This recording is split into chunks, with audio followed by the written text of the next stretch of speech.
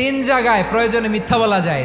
এক নাম্বার, আপনার ওয়াইফকে খুশি করার জন্য, সে একটু এরকম না বলে একটু কৌশল করে বললে খুশি হবে, ওটা বলা যায়। দুই নাম্বার, জীবন মরণের ব্যাপার, যান বাঁচানোর জন্য একটু কৌশল করে ঘুরিয়ে বললেন, এটা জায়েজ। তিন নাম্বার, দুইজন ঝগড়া লাগছে তাদেরকে মিলিয়ে দেওয়ার জন্য কৌশল করে একটু মিথ্যা বলা, ঘুরিয়ে বলা যায়। দুইজনের মধ্যে দেখলেন যে সম্পর্ক খারাপ, একজনরে বললেন, ভাই সে তো ওই দিন আপনার ব্যাপারে অনেক প্রশংসা। কি আমার ব্যাপারে প্রশংসা? কি বললো? এই বললো আপনি নাকি এই করছেন ওই করছেন, অনেক প্রশংসা। লোকটার মন খুশি হয়ে যাবে তার ব্যাপারে, ঠিক কিনা?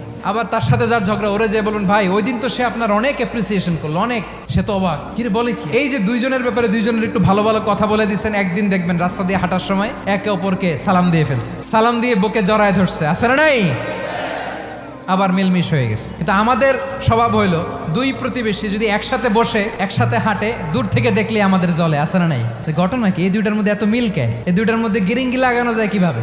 আল্লাহর কাছে তওবা করেন, এই মানসিকতার যেন আমরা না হয়, আমরা মিলিয়ে দিব।